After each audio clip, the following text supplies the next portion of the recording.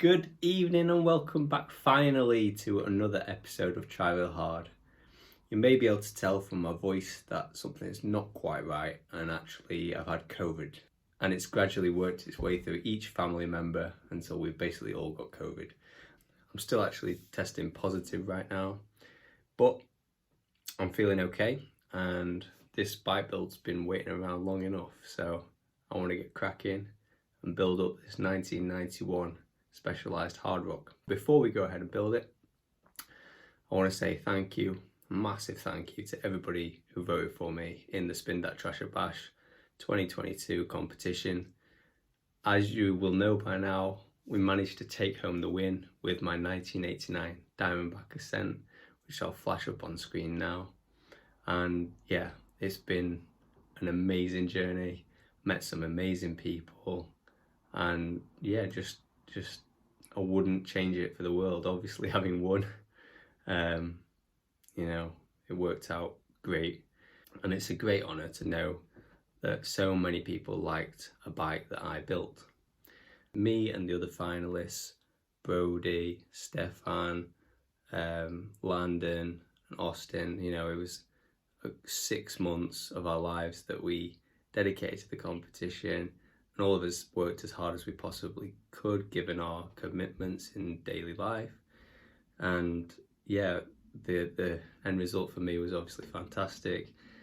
I'm super appreciative to Eric for putting on the competition, and to everybody who was involved in whatever way they were involved in. You know, it gave me a lot of confidence going forward. The comments that I was receiving, the personal messages on Instagram, you know, just brilliant feedback going forward. I know there's people out there who prefer Brody's build, who preferred Stefan's build, who preferred Landon's build, and honestly they were all amazing builds. In my defense, all I can say is that I pulled out all the stops and left no stone unturned, and fortunately it worked out for me this time around, but it could have been anybody. So congrats to Stefan on second and Brody on third, and also Landon and Austin for being in the finals. I loved every stage of it. I loved the stage with the semi-finalists. Yeah, I think I was just very fortunate that my build bridged so many areas of the cycling community and the community of people who like to build bikes, in that it was a gravel bike in its end form, but it started off as a vintage or a retro mountain bike, and it was also a steel bike, a steel mountain bike, so they had that steel is real element to it as well. So I know that a lot of people like the bike, and yeah, it's not going to be going anywhere so anytime soon, so it will be featured a lot on the channel going forward. Anyway, let's crack on with this build today. Today we have a 1991 Specialized Hardrock Cruz, but in its original paint, this bike is just basically plain white. This pink and blue has been done by a local vintage mountain bike fanatic called Paul, who I've been lucky enough to become friends with over the last few months. Excuse me, still getting the last bit of COVID out my system. And yeah, he based this paint effect on something that Old Shovel did on his channel. Anyway, let me show you what I've got to go with this frame. Now, this frame and the effect that Paul has done to paint the via triangle and the fork allows me to really be quite creative, and that's what I want to do for my first build after working on the competition bike for 6 months. I just want to have a bit of fun and throw some colour at this thing. So let's go through the parts that we've got. Starting with the wheels and tyres, we have these Specialized Alex rims wheels. These are double wall, and they have a 9, 10, 11 speed Shimano free hub on. The actual hubs just seem to be generic, and the tyres that I've got to go on these are the Specialized Roll X Race, which are 26 by 2.0 size, and they have this big Specialized Pro logo, which I think is going to look awesome against the white of the frame. Then I have all of the parts laid out here on the workbench. So I'm going to be using a quill stem adapter again. This takes it from a 1 inch or 22.2 internal through to a 1 1/8 inch for a modern stem. I've got this Brand X stem. I think it's a 70mm, yep, 70mm, and we've got this cool shim which allows me to use these thinner old school Zanzibar Trans-X purple flat bars with modern 31.8mm stem. On the handlebars is going to be sitting some servo wave Shimano brake levers. These are pretty much LX standard, and they have the high-low, so you can use them for cantilever or V-brake. In this case, we're going to be using them with cantilevers, and these are the cantilever brakes I have here. I think they're fairly low-end Shimano type, but if you know any better, then let me know. With some Ritchie cantilever brake pads. Also on the handlebars, we can have the Shimano Dior M6000 shifter, so that's 10 speed, and that is going to be paired with this M6000 Dynasys rear derailleur. This is a clutch rear derailleur, and it's the SGS model as opposed to the GS, so it should only accommodate up to 36 tooth on the rear cassette, but Brody Cox on his competition build actually ran it with a 42, so that's what I'm going to be doing here. I've got the Microshift 11 through 42 tooth 10 speed cassette that came off my competition build when I swapped it out for the gold one, so that's what I'm going to be trying to run here. And we've got this Decas cheap and cheerful sort of AliExpress style 42 tooth 104 BCD front chainring. Now this is oval, first time I'll be using oval, so yeah, we'll see how that goes.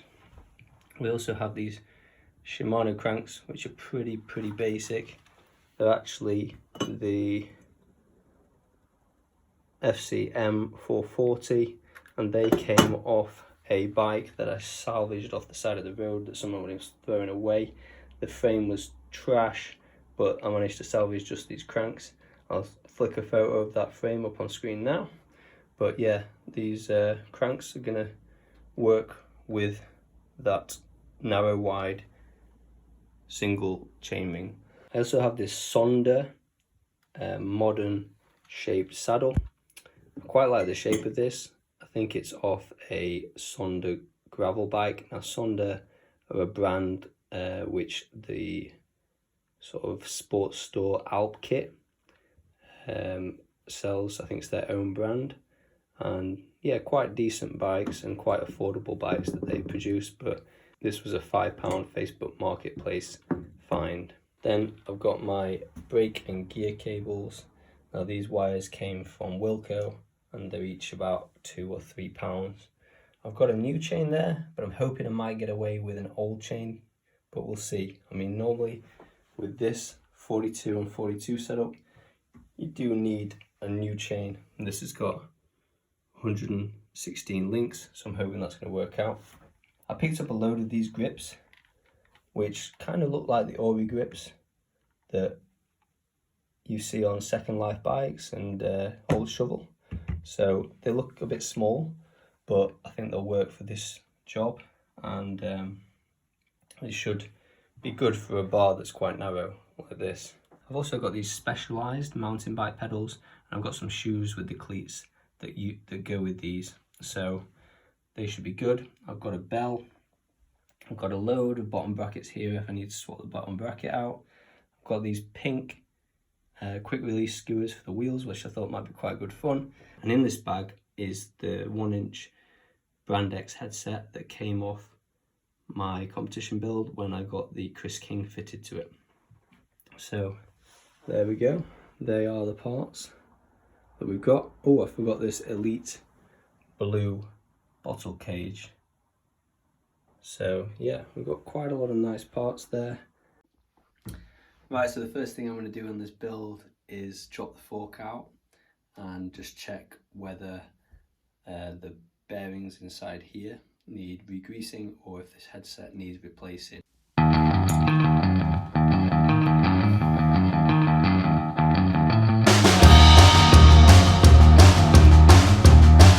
Right, I've been at it with some WD-40, so let's just see if we can get it off.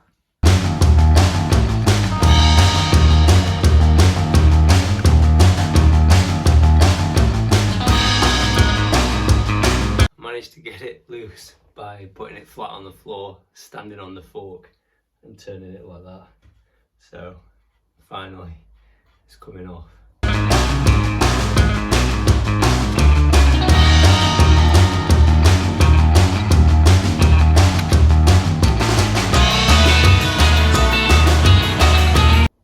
So that's the bearings in there.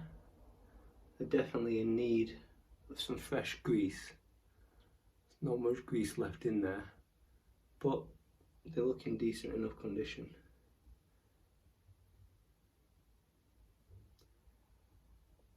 Yeah. Not much grease, but the balls look okay. While I'm here re-greasing things, I'm just going to see if I can get this bottom bracket out, because it's not feeling the best.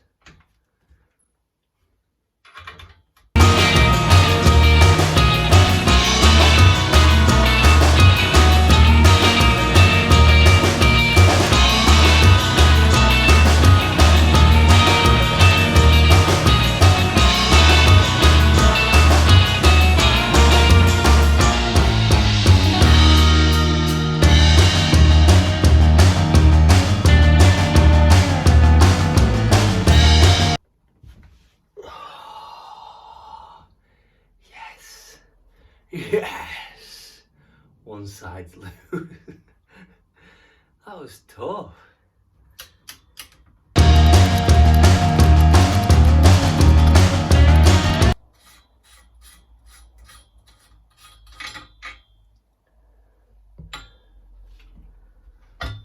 Right, let's just spray a load down inside here in the hope that that loosens up the other side.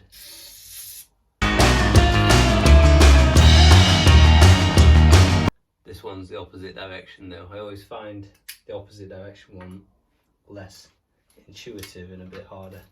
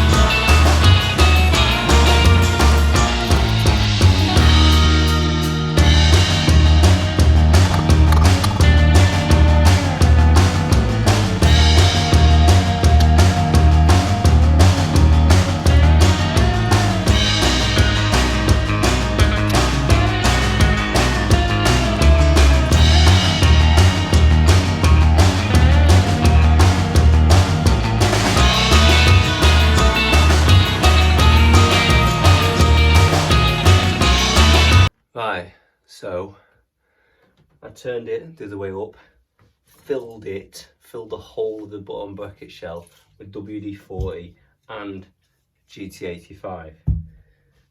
Then I've wedged it against my door and I've got it braced between my legs.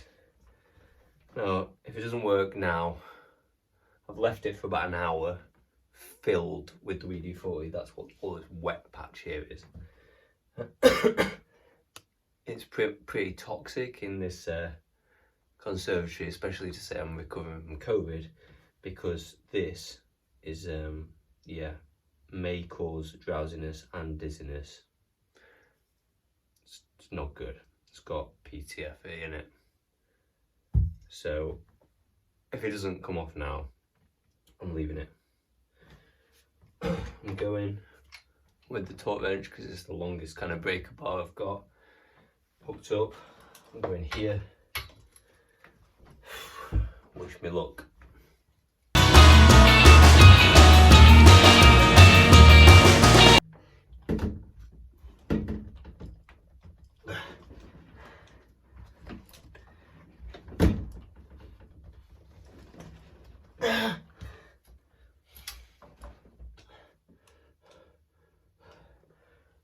Hope you saw that. That was movement.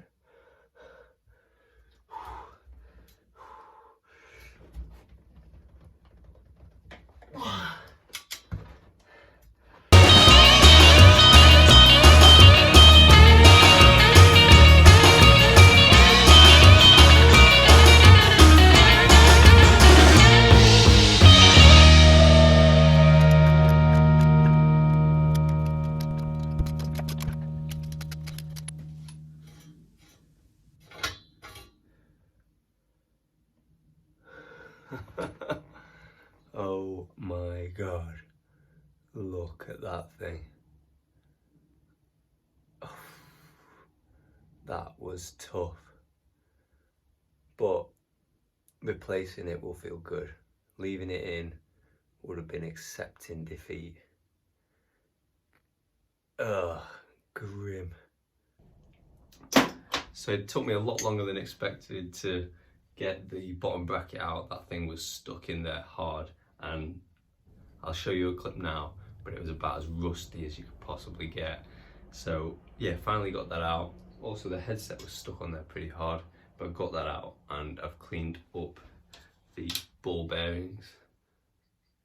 So the bearings in their cages are now looking nice and clean. So a bit of new grease and that should work out nicely.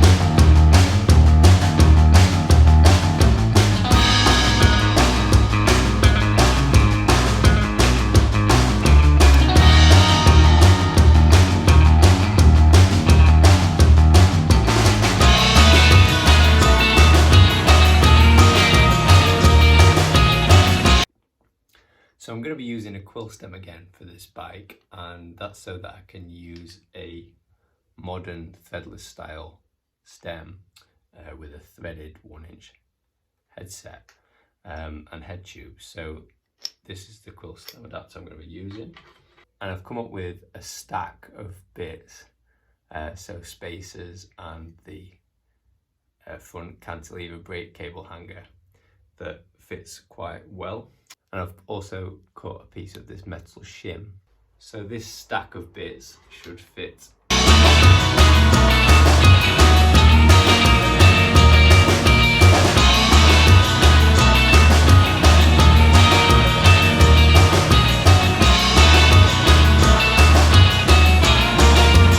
So there we go, we've got the handlebars and the forks on. Got to be careful because this does hit the top tube as you turn it around. But I think I've managed to create just enough space between the bottom of the stem and this brake cable hanger to be able to feed the brake cable in at an angle. But yeah, it's looking good with the purple bars. I think it's all going to come together. I think the next thing I'm going to do is fit the bottom bracket and get the cranks on. And then I'll think about doing some wheels and a saddle and making it look more like a bike. So the bottom bracket I'm planning to use is this one because the old one was absolute garbage. So this is Fei Min. It's a 110 68mm BSA British standard. But this should work well. I'm hoping that it'll give enough clearance with it being 110 for the 1x system.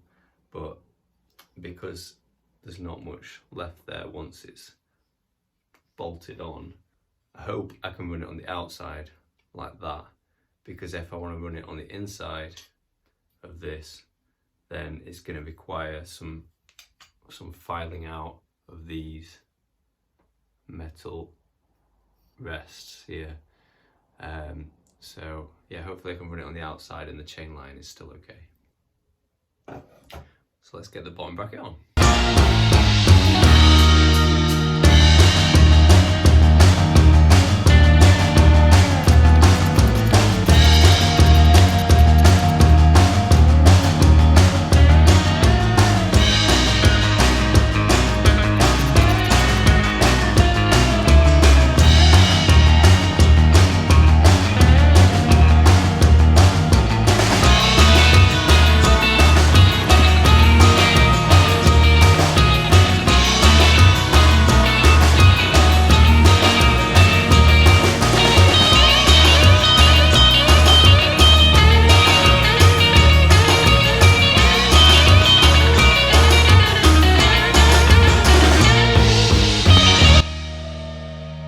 So the bottom bracket is all in, and I've fitted the chainring to the outside of these cranks. It's quite interesting fitting an oval chainring. It's not something I've done before, but the long axis seems to go vertically when the crank's in the horizontal position.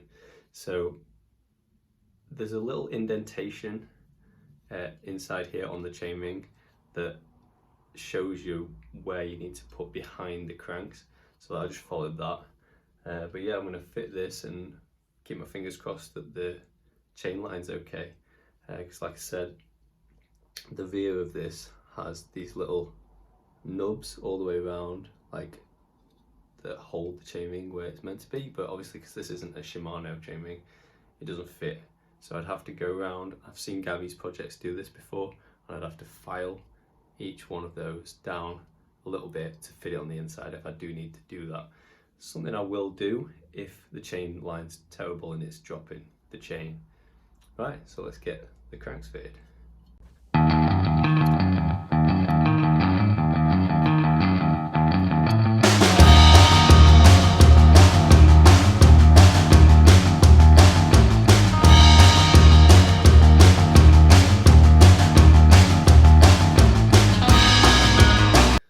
Fitted. There is quite a lot of space. I can almost fit my whole finger between the chainring and the chainstay. So yeah, it looks like I'm probably going to end up switching the chainring position, but I'm willing to give it a try. I think actually it looks better like this rather than just having the chainring on the inside and seeing all of the crank mounts around it. So if I can get it to work, I'll do it. Right, so cranks are on. Check the spin. I don't even spin it very hard. That bottom bracket is smooth as. I love it when a bike gets to this stage and you can basically just put wheels and tyres on and a saddle on and it looks like a bike. So that's what we're going to do next. People who followed my competition build might recognise these wheels, as these are the Specialized wheels that I picked up for 20 quid, and they had the Schwalbe City Jet tyres on. So 20 quid for tyres and wheels, couldn't say no. And they're like Alex rims, Specialized basically, generic front hub and Shimano rear hub. And then we have the Specialized Pro Roll X Race 26 by 2.0 tyres. So matching Specialized wheels and tyres. I found this blue seat post clamp, so something else that matches the colour scheme here, which is good. So yeah, the saddle is going to be this, just a modern black saddle. I always like to put a modern saddle on a bike, but I just found this on Facebook Marketplace for £5. That's generally what I do. I'll try and put modern saddles on all my bikes. So I think it just really updates the look, and I always try and make sure that I pick them up for about £5, maximum of £10 on either eBay or Facebook Marketplace. So that's what's going on, right? So let's make it look like a bike.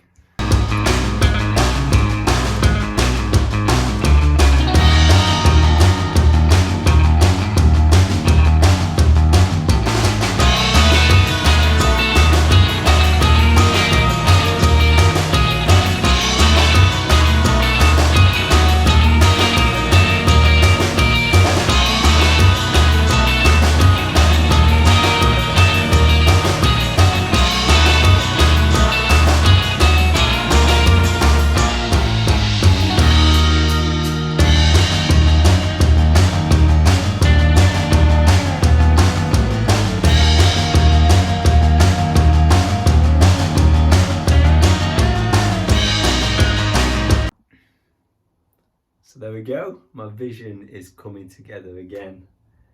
The colours are looking great together, the tyres look mint. I don't want to stop now, I'm just going to carry on bolting stuff to this as quick as I can.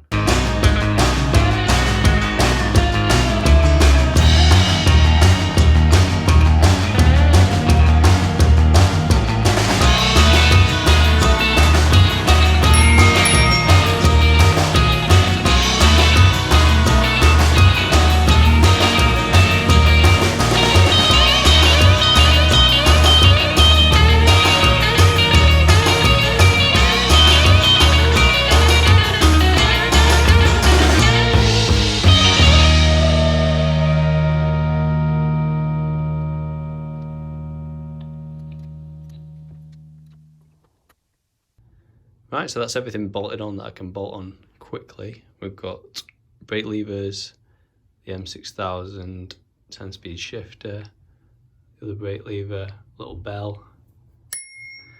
We've got the cantilever brakes, silver Shimano jobbies, and Ritchie brake pads. They're not set up in the right position yet.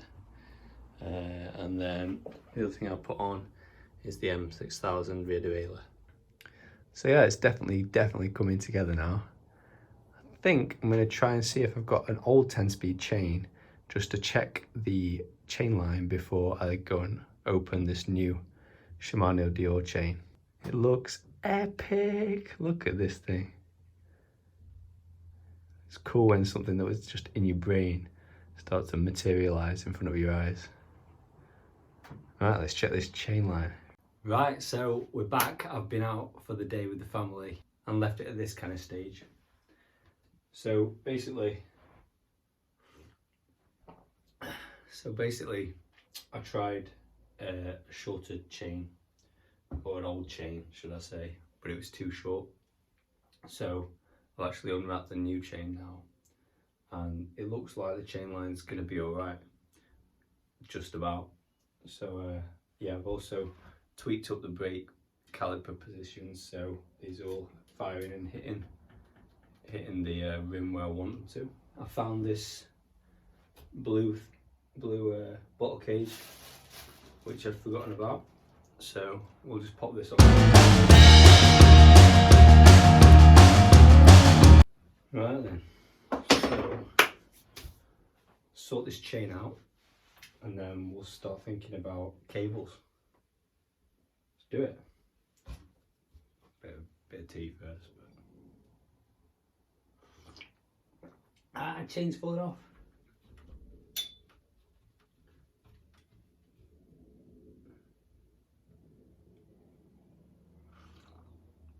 So the chain just has this little pin. It's not got a quick link, so I think I'll have to make do with this for now. So I'm not going to take any links out of it, because when I did the 42 front, 42 back on the competition bag, it seemed like it needed full length.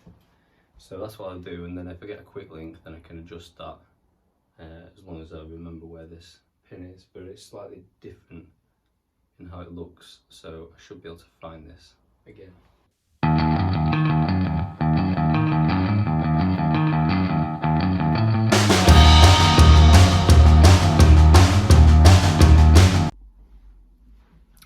So it seems like I was trying to do the right thing, but in future, instead of putting the pin facing through to that side, it'd be much better if I faced it through this side, so it's easier to snap off with the pliers. But I've put the camera now in a stand rather than trying to hold on to it, because I need to apply a bit of force. Oh, I got it. So that's the piece of pin that you get.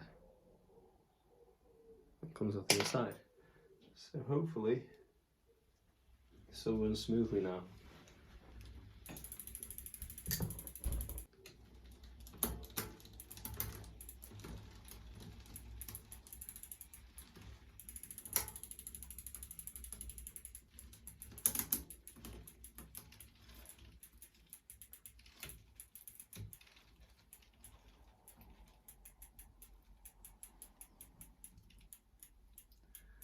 So it won't go into the 1142 right now, but that might be the adjustment screw. So I'll try and work with that.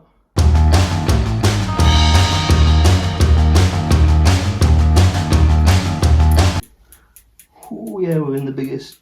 I think we need to screw the B adjustment screw in as much as we can, because that is close, very close. Don't know if you can see that, but the actual cassette is super close to the jockey wheel, so just tighten in the B adjustment screw as much as I can to move that away a bit. Yeah, it looks about like it's going to work. Oh dear. No.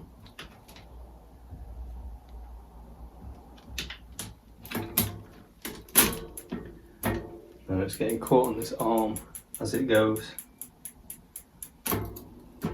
That is not good.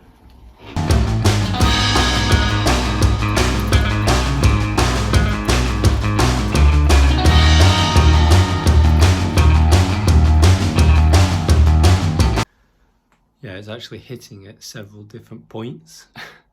So this might not work out, but I've probably got a smaller cassette, like a road cassette, maybe like a 1128 or something like that, that I could use if this doesn't work out. Right, so that's the situation I've got myself into tonight. As it says on the box, the derailleur isn't working, even though other people seem to have managed to get this to work. Not sure what the reason for that is. Maybe they're running not 26-inch wheels, not an old frame, but for whatever reason this frame doesn't work. But I'm really liking the way the bike is coming together. So it's all about just finding the right way forward, the right solution to this problem. But sometimes with these things it's good to sleep on it, so that's what I'm going to do. I'll catch up with you either when the part that I need arrives or tomorrow. So it's now a few days later and I decided to order a rear derailleur hanger extender. So this has come from Burton Bikes, which is a company I've used to buy tools from here in the UK a few times, and it's always been pretty good. It looks like this. It was meant to be more of an electric blue, like I've got on the bottle cage here, but it's turned out to be a bit of a darker blue, but it should still work well enough with the colour scheme. So that, I believe, just screws on to the existing derailleur hanger, and then you screw the derailleur into the new hole. So that should give us the clearance we need to get past that problem we're having where the actual arm here for the derailleur is catching on the 42 tooth and the next cog down, which is probably a 40 tooth. But yeah, hopefully this will get past the problem of this arm hitting the bigger cogs on the cassette. So let's get this fitted.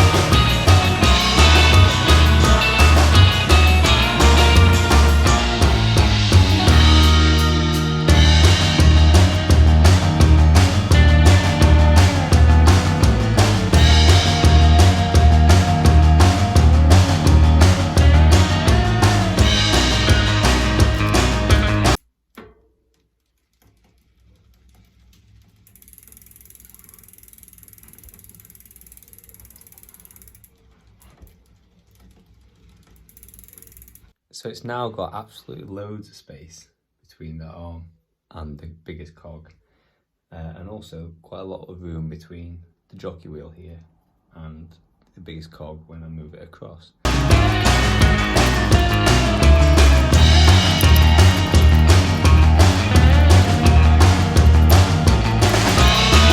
So that looks like it's going to do the trick now. So I can pretty much just get the bike cabled up, brakes and the one gear cable because it's only a 1x, and then we should be rocking. Right, so I found some cable outers here, so it's time to get this thing wired up.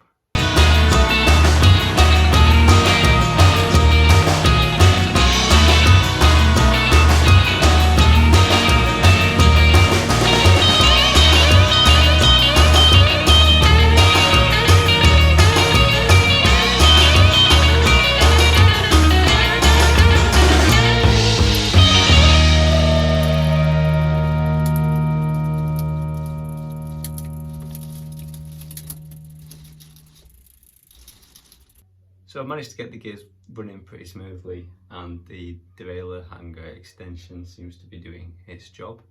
I'm just going to pop the pedals on at this stage. Now these are these Specialized branded SPD pedals, which go with a set of shoes that I've got, and yeah, I've tried to put them on once and the threads don't seem to be wanting to catch in the cranks, so I'm going to try again now.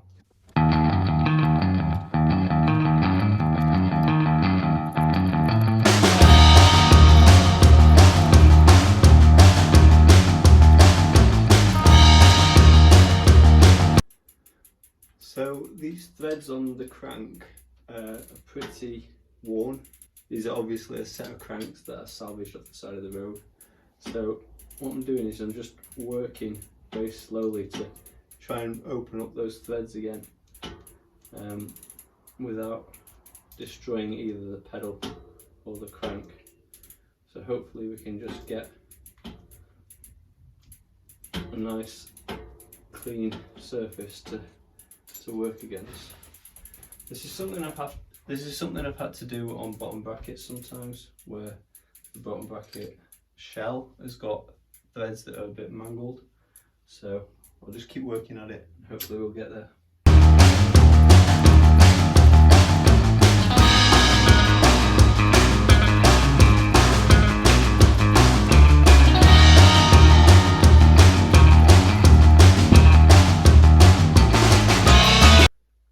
Right, so I've tried a couple of different pedals on this crank, and like I said, it's come off a bike that I found on the side of the road. I did manage to get the pedals out of it perfectly fine, but there's definitely a problem with that pedal thread, and because I'll probably end up selling this bike in not too long, I'll probably ride it for a few weeks and then sell it so that I can move on to the next project and free up some space.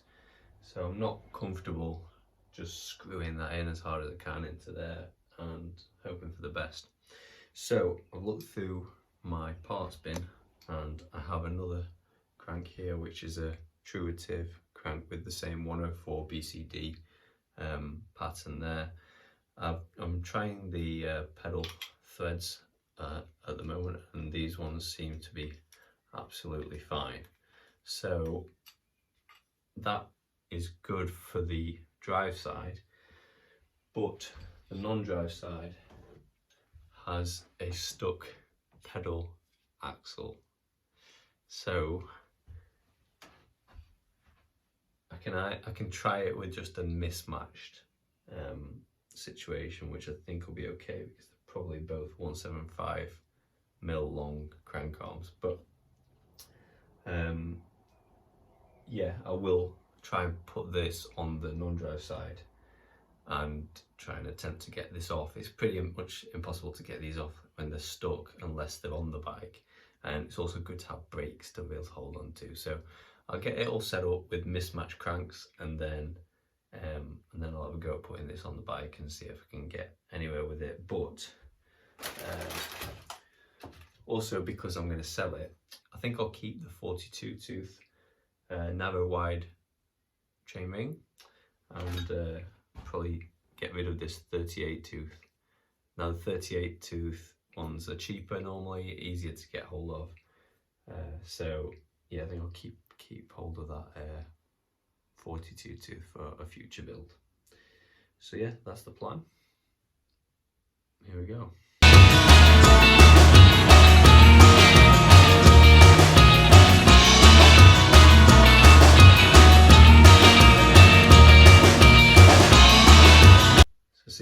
just put it on, that came off rather easily. So look at this.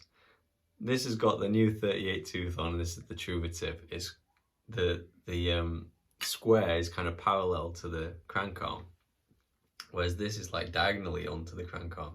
So if you try and use mismatched cranks, one Truver tip and one Shimano, then this happens. Your cranks aren't up and down, so you can't do it. So we'll screw this one on, and then we'll take the other side off, and we'll have to pull this one in and just hope that we can get this pedal axle off. Fingers crossed. So you learn something new every day. You can't mix and match with your crank arms.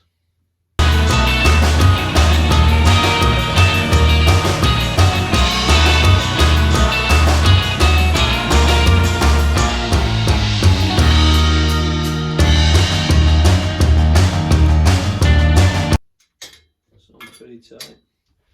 So with our dodgy cranks that aren't straight up and down, let's just see how this 38 tooth is.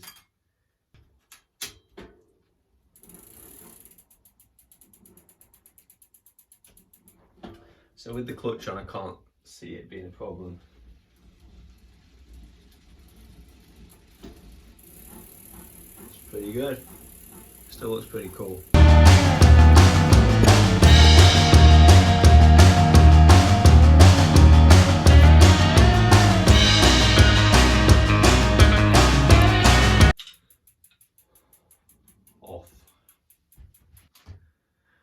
Bit of grease on my finger, and we'll stick this one on.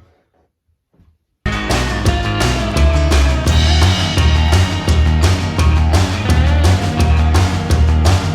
just going to put it on the floor and see if I can get this pedal axle out.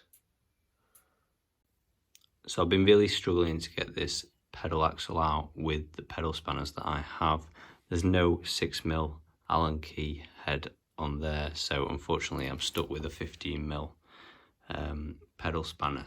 So this is the first one I have, which as you can see is very thin and weak, and it's not that long, so it doesn't have much leverage. And the second one is, this was actually a chain whip with a 50mm spanner on the end.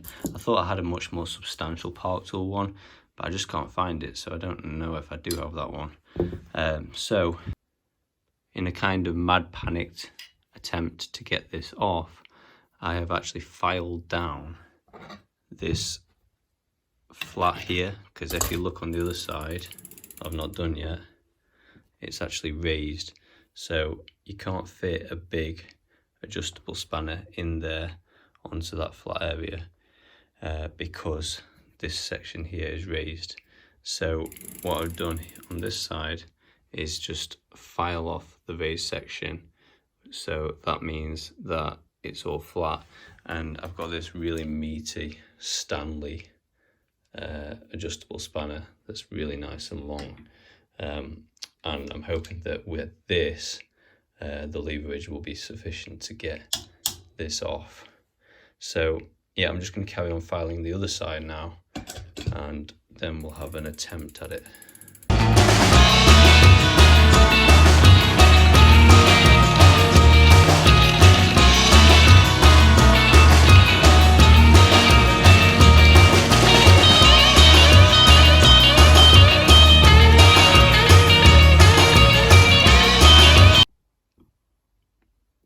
Right, so here's what I've ended up with. I'll flip it down that side. You can see that's pretty flat. And look at it like this. There's a bit of a chamfer to it, but it's pretty flat. Flat enough to get the spanner on it. So now, time to have a go at getting this thing off.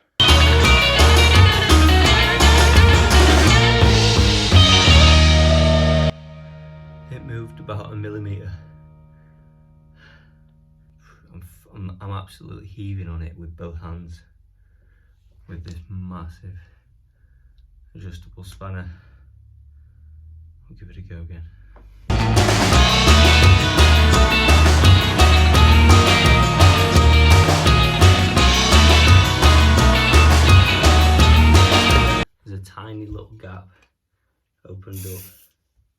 behind it, so I need to try and get some WD-40 in there.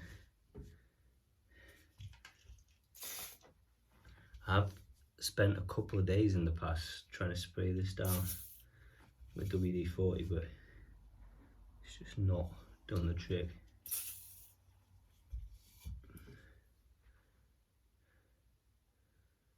Okay, let's have another go.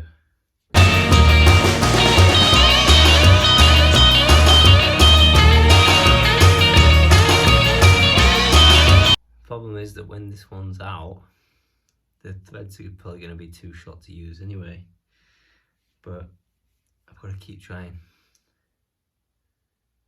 This is the only way to get the most leverage possible, so I'll keep going with it.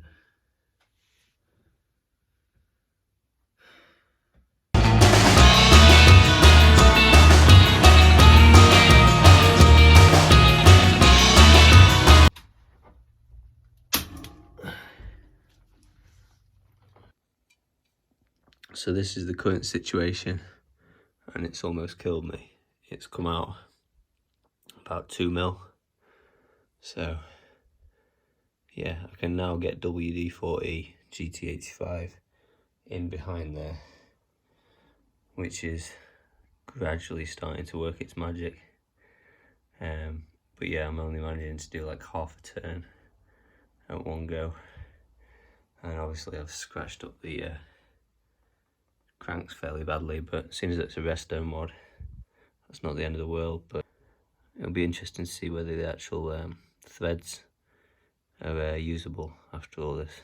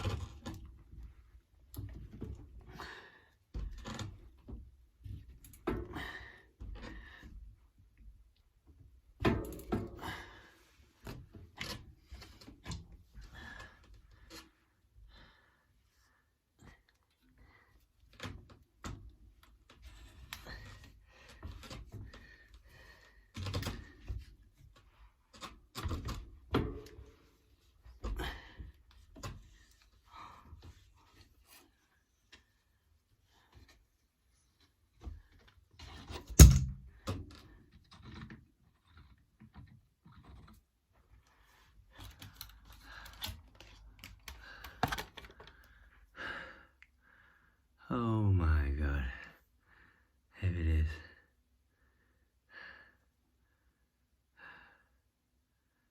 Well, it didn't beat me. It's out.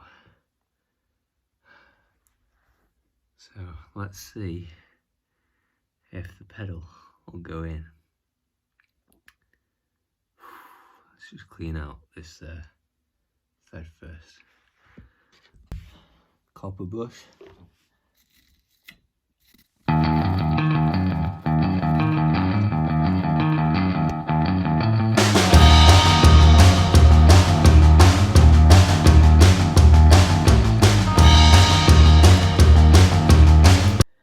So it's gone on just fine in the end.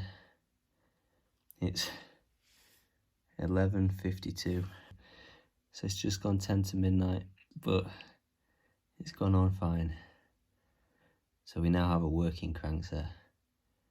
Massive relief. My hands are feeling absolutely battered after that. They're almost like swollen. But there we go. Yeah, it's definitely all about getting a proper pedal tool. I'm sure I had one, but I don't know where that's gone because I haven't got it anymore. So there we go. Just shows you that perseverance pays off, and the threads weren't actually totally destroyed. So yeah, it's just been very difficult to do it. You can see like the way there's some aluminium like stuck inside there. So yeah, it's been tough going. But yeah, there we go. So tomorrow we'll cable up the brakes and put the grips on. I think we should be there. So last night I finally got both the pedals fitted, and now it's time to string up the brakes and then we're done. Then I can ride this thing, hopefully go out for a little ride tomorrow morning to test it out. Yeah, let's get these brakes connected.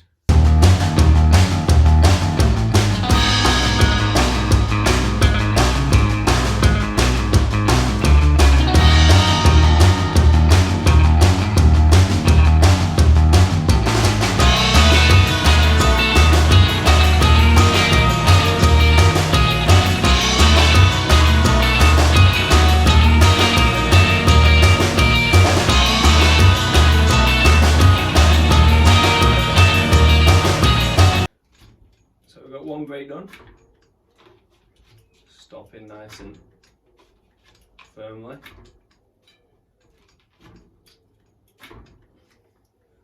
One to go.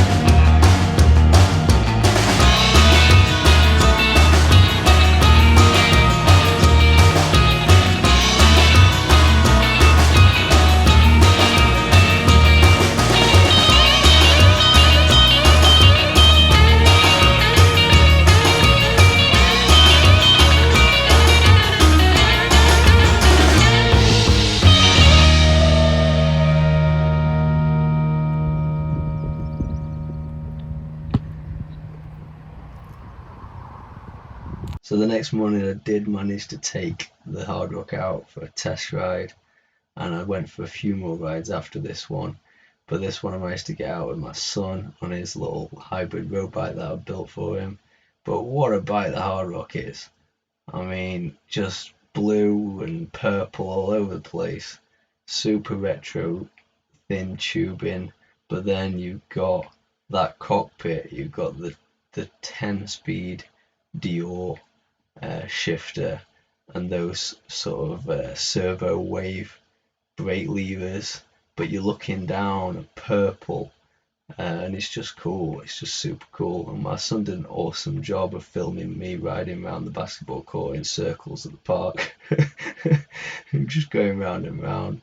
You'll see in a minute that he absolutely nailed the shot as well. Here it is, boom, look at that, sunk it. Absolutely nailed that shot. But yeah, I mean, the cantilever brakes on this were surprisingly good.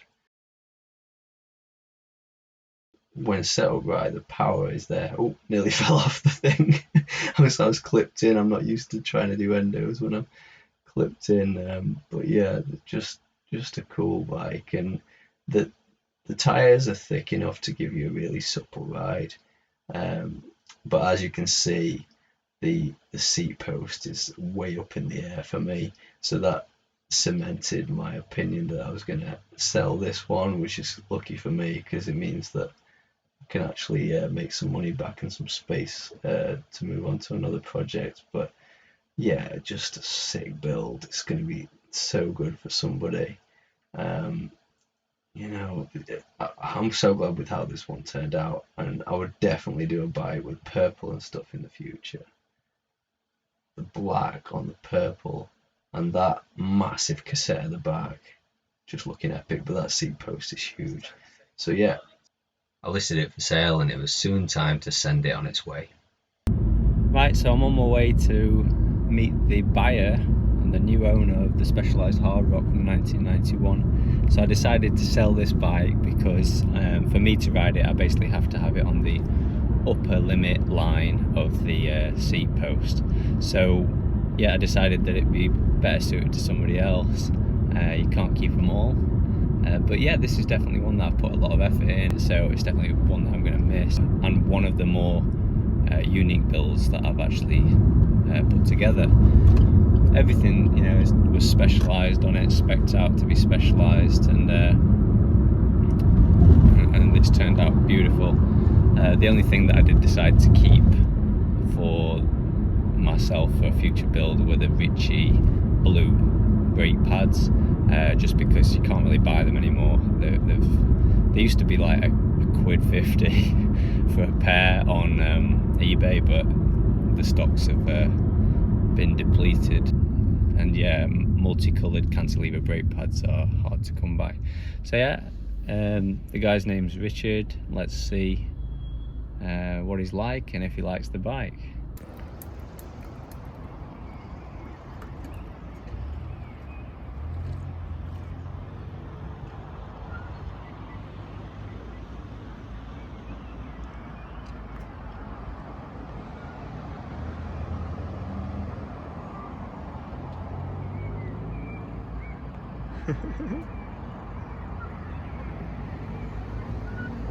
Sold. I love it. Sold. I love it. Nice one. Couldn't have asked for a better reaction to the bike. You could tell that Richard loved it the minute he saw it. He rode it up and down the car park, and there was no doubt it was going home with him. So yeah, having put in all that effort into this build, this really rounds off the project perfectly for me. It's gone to an avid collector of late 80s and 90s Specialized specifically mountain bikes. This guy gets involved in retro group rides. You know, he's very, very, very active on Instagram. He goes by London 26er, so LDN 26ER. If you don't follow him already, then you should, because for me it's been brilliant. It's been a few months now since I finished building this bike. It's just taken me forever to edit the thing and get around to posting the video, but I've been able to actually see the progress of the bike, see it ridden on gravel, on roads, in group rides, and you know, enjoyed the way it should be. And that's what you want when you build a beautiful Restomod bike like this. You know, you want it to be used and actually be treated as if it's better than it ever could have been. So it's been a great project for me, amazing series, and yeah. Having now created a drop bar style gravel Restomod over 1989 Diamondback Ascent for the Spindatt Trasher Bash competition, and now this flat bar style Specialized Hardrock Restomod, I'm just absolutely loving the creative outlet that this has really become for me.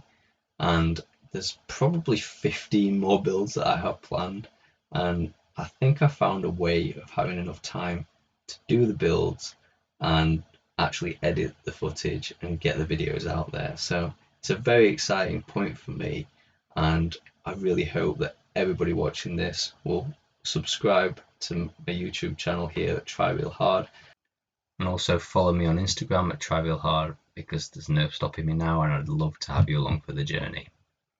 I'll put my details, my Instagram, and also the Instagram of Richard London 26er in the description. So check it out, and I'll see you for another build in a couple of weeks.